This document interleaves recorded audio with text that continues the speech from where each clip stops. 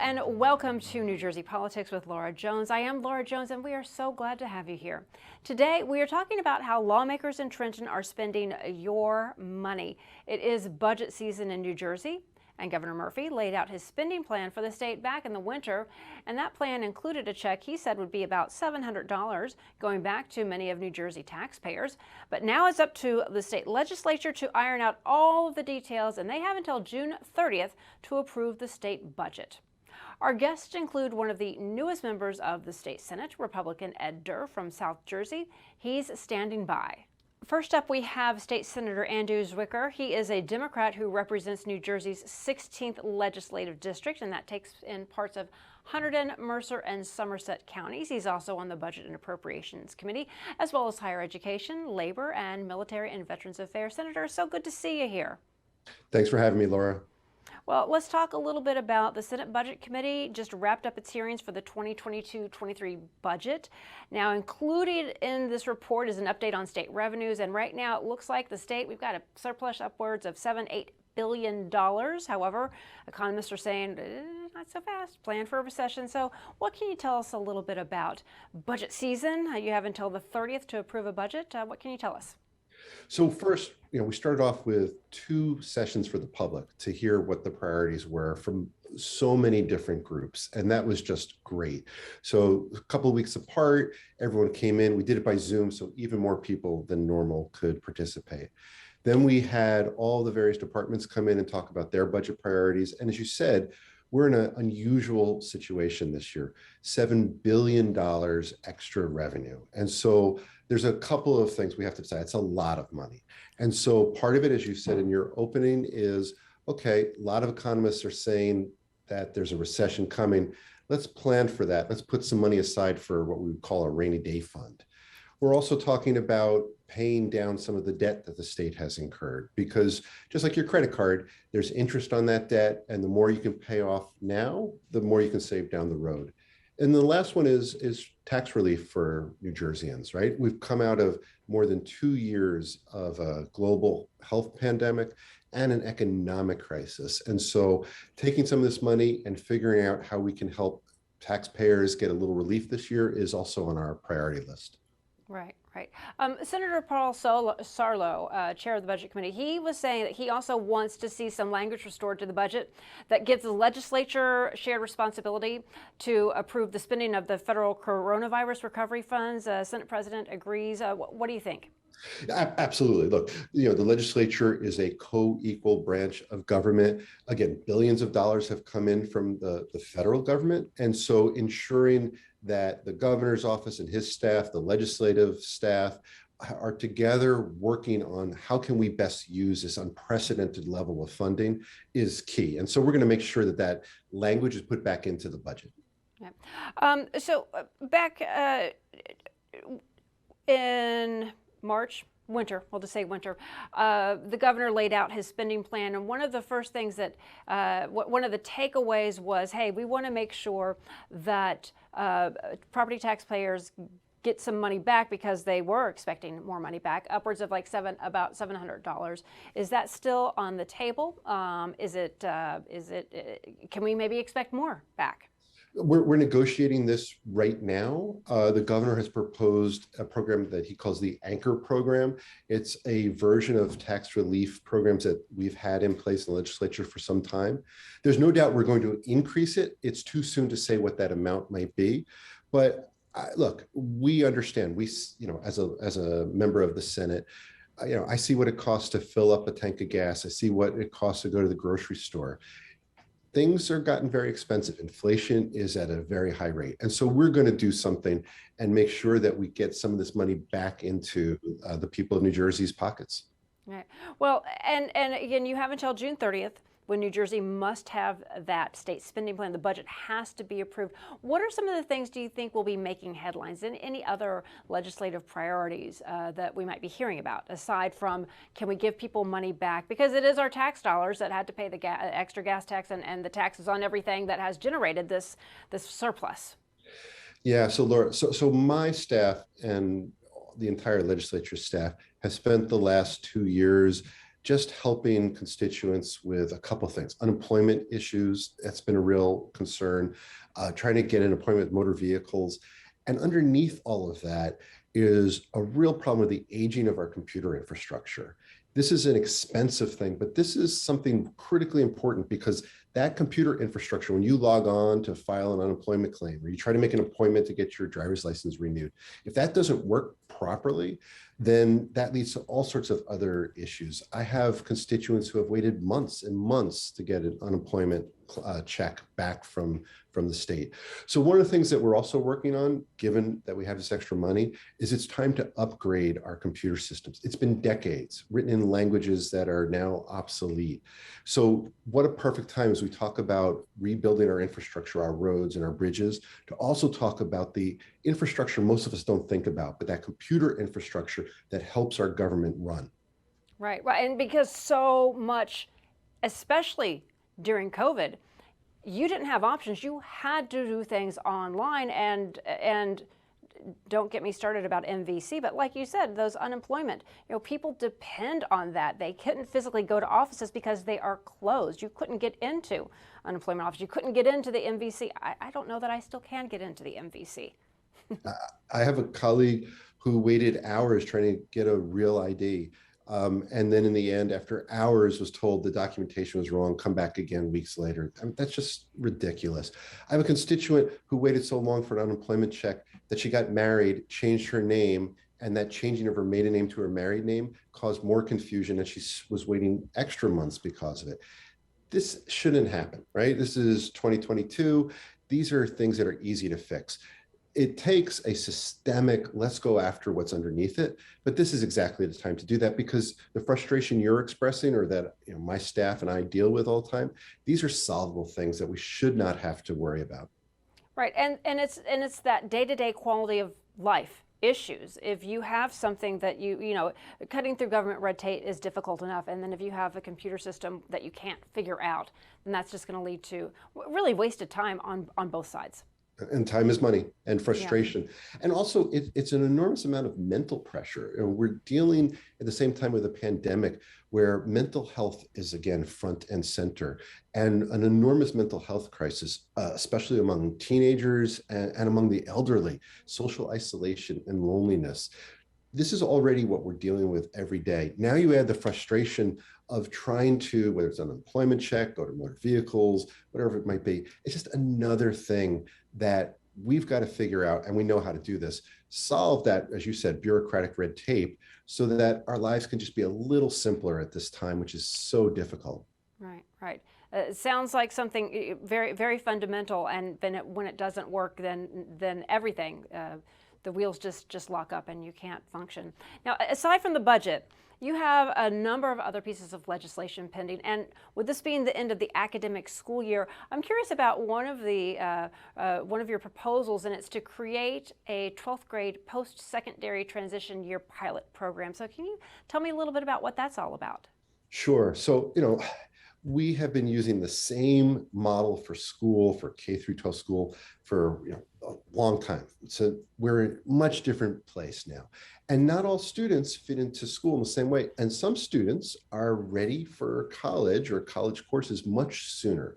And so the idea here is to take something that's been highly successful. Bard College, and I'm a proud Bard College graduate, has the Bard Early High School in Newark, where students are coming in from the Newark public schools, and this is a public school, and they are getting college credit in 11th and 12th grade. It sets them up. It means that they perhaps can get an associate's degree very quickly, or they have a couple of years of college credit and cut the cost of college down. But most importantly, it's changing how we think about education and saying it's time to be really innovative. And so it's been successful in small pilot programs. The legislation is designed to help expand that. Well, that's very interesting, because a lot of seniors will take a gap year to try and figure out what they want to do. This is looking at, hey, if you have the ability and you can get those college credits in. Boy, I can't imagine, because I have a senior in high school, and anything to make that transition to college easier, people are going to be on board with, I would imagine. Absolutely. And it's optional, right? It's not for everybody, but it's for so many more students than you might think about. And so it's just a way to say, let's do things a little bit differently, a little more efficiently. Yeah. One of the other issues that you are focusing on has to do with special education students, and I know this personally. And what it would do, this legislation would establish a searchable website that would more or less detail resources for parents and students. Now, some people are thinking, well, what do you mean? Why do you need a website to figure out what resources available? Aren't they available? And as a parent of some special ed students, yeah, it's not all there. So can you tell me a little bit about how this legislation, proposed legislation, came into being? Yeah, so I have a constituent with a special needs student who, because he was so frustrated, he's created these fairs where different organizations come together and allows parents, such as yourself and others, to see, in the end, what are all the resources that are out there. But that shouldn't happen. It shouldn't have to take a parent. And so it's the same idea. Let's put them all in one place. Let's make it easily accessible so that whatever that issue might be, here's where I can turn to for help. It's a simple proposal. It's a common sense proposal. And I'm pushing now to get this through the legislature quickly. Well, anything, to make, like you said, to cut through that red tape, because you don't know what you don't know. And a lot of things along my journey, I figured out by accident. Oh, well, did you ask your case manager about X, Y, and Z? And I'm thinking, I don't even know what that is. Why is it so difficult? I mean, we have one of the best education systems in the country, yet when it comes to special education, parents are fighting tooth and nail to get their children the services that they need so they can be successful, so they can be as independent as possible and not be a drain, have to go on government, on the government welfare, what have you, once they age out of the system. It's exactly right. And it's well-meaning organizations, but sometimes they don't talk to each other, and one's over here and one's over there, and one has a website here but it's not connected somewhere. So it's the role, in my opinion, of the government now to connect them, bring everybody together and say one-stop shopping. In this particular case, I have a need for my son or my daughter that's blank, whatever is blank. I know I can go to one place and I can get it, and I can get someone on the phone or an email, and they can help me get the services that I need.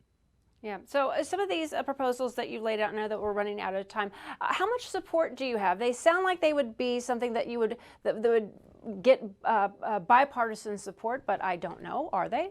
Oh, absolutely, Laura. These are bipartisan. These will pass out unanimously. Everyone sees this as a problem that needs to be solved and solved quickly. And so we're working them through the legislature right now. But I would expect there won't be any pushback. And then it'll be a matter of, we want to make sure once the legislation is done, that we get this right? And so that it's easy to navigate, easy to find, and the services that you need are there. So we won't rush it, but at the same time, there won't be any pushback at all. All right. Well, I know that you are under a deadline now, June 30th, to get that budget passed. And we thank you so much for taking the time to talk to us today about the budget, as well as some of the other legislative initiatives that you're working on. Thank you so much, Senator. Thank you. Take care.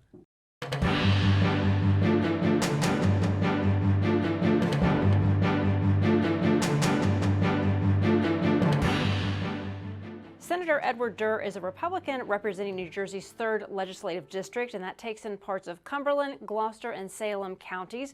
He's the man who unseated longtime Senate President Steve Sweeney last fall, and he joins us now to talk more about what legislative initiatives he's working on to get to the governor's desk. First, though, it is crunch time in Trenton. All hands on deck. They're working to approve the state budget by June 30th, and that is the deadline. Senator, it's good to see you. How are you doing today? Oh, I'm very well, very well. So as far as the priorities go on the Republican side, the state has a surplus of about $7 to $8 billion. It looks like, however, that a recession is inevitable. So what do you have to say to this as you're getting into that crunch time? You have until June 30th to approve a budget. Well, my goal still remains the same, that I would like to help the citizens of New Jersey. So, I would love to see the governor, put his good word in for my bill for 2290 that would at least give back $500 of that money to each citizen, because it's their money. This is Well, not a giveaway purpose. right. Now, the governor had mentioned that in his budget address that there would be upwards of $700 available. Are you talking about an additional 500? Yeah, Okay. Can you talk a because little bit about that? I think his is written into like tax plans. This is an actual check that people would get. And what kind So of that, support do you have? well, I have full support of the Republican caucus, and that's about it right now. Other than the governor did say that it was worthy of a debate. So let's have that debate.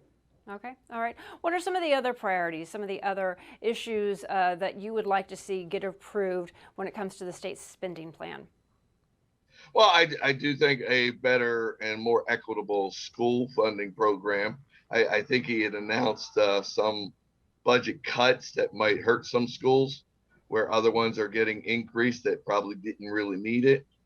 So I'd like to see a little more fairness come across there. I would love to see some of the extra revenue go to the UI tax because we're going to have that new tax come in July, I believe. Can you talk a little bit more about that UI?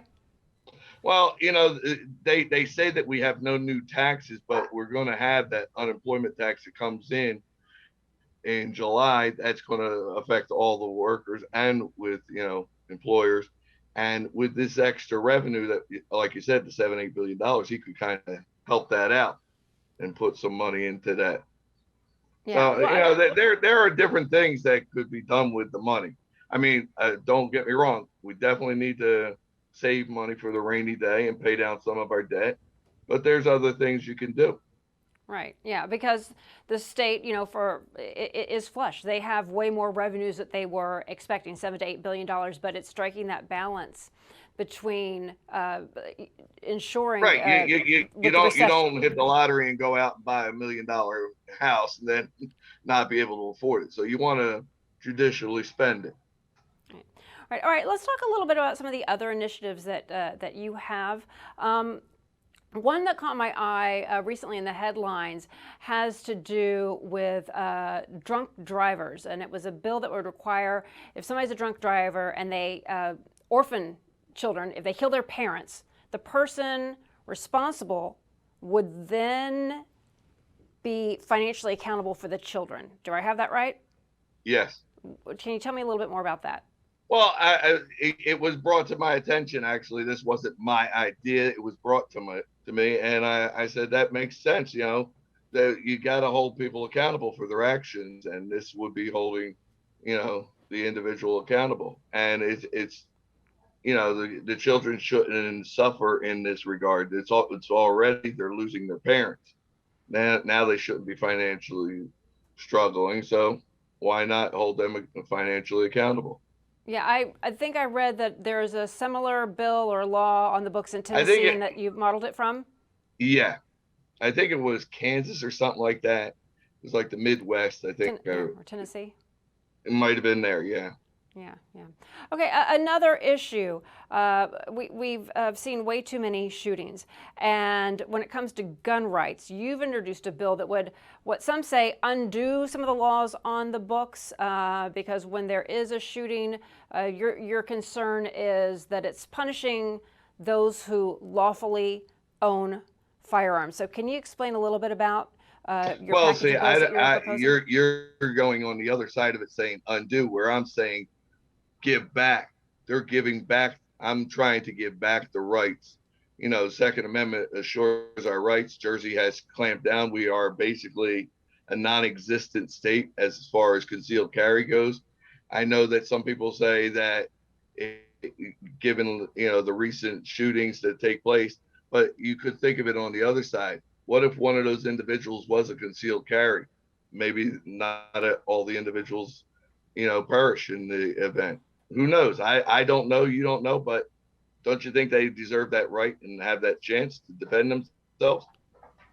Yeah, I'm trying to understand, because when there is a shooting, a lot of people rush to see, what can we do to prevent. And your concern, I'm not taking a side. Yeah, I'm just asking, what is your concern? Because when people do, sometimes knee jerk, it's like, okay, what do we do?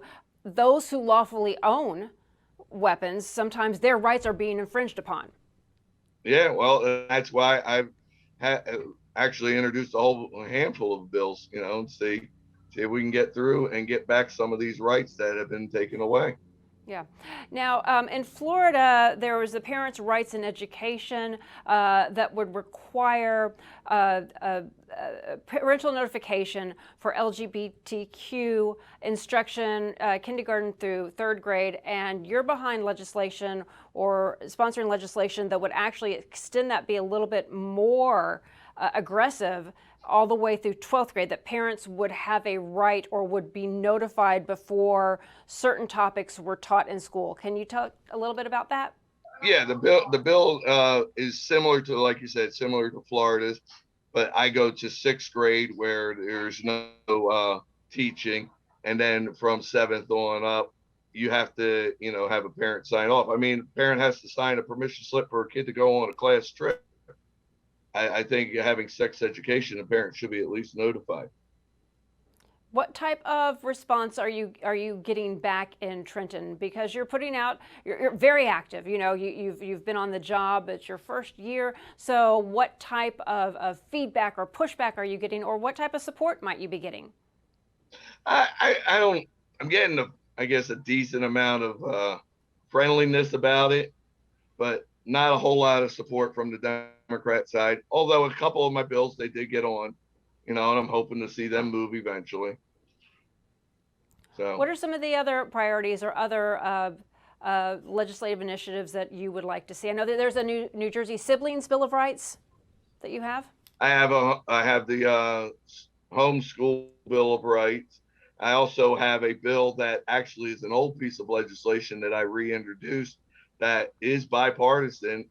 It is for special needs, for cameras to be installed in the group homes to protect, from kids being beaten.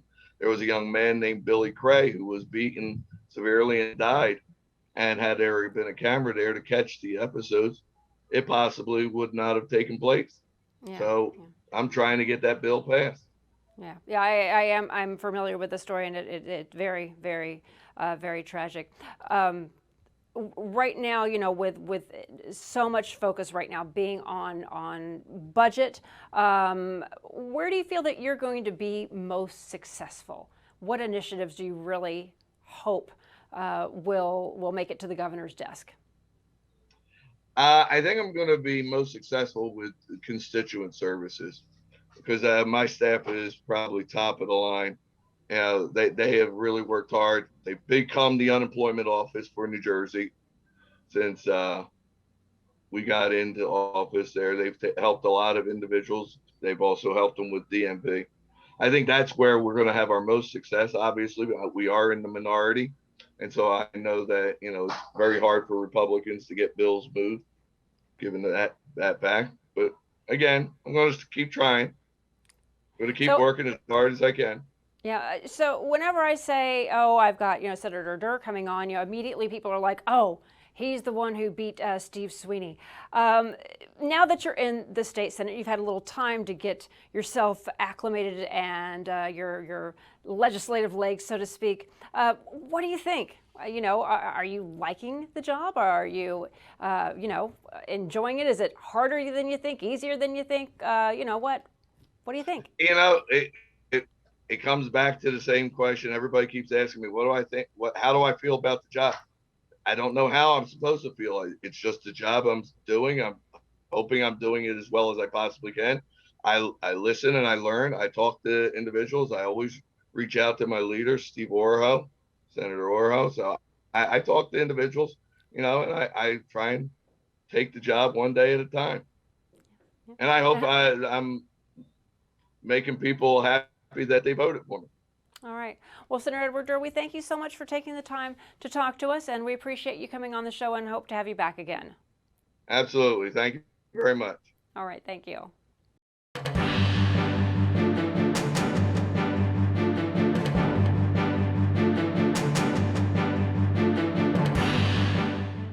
Governor Phil Murphy was recently at the College of New Jersey highlighting a program that gives public service employees the opportunity to get their college loans forgiven.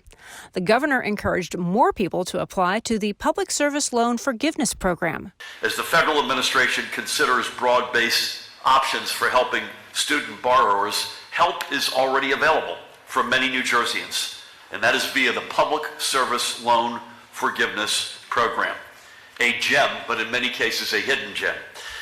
The Public Service Loan Forgiveness Program, PSLF, allows people working throughout the public or nonprofit sectors to have that service credited against their outstanding federal student loans. This is open for any New Jerseyan working in federal, state, county, or local government, for those working in our public schools and colleges and universities, as nurses, first responders, National Guard members and other military, and staff members of nonprofit organizations.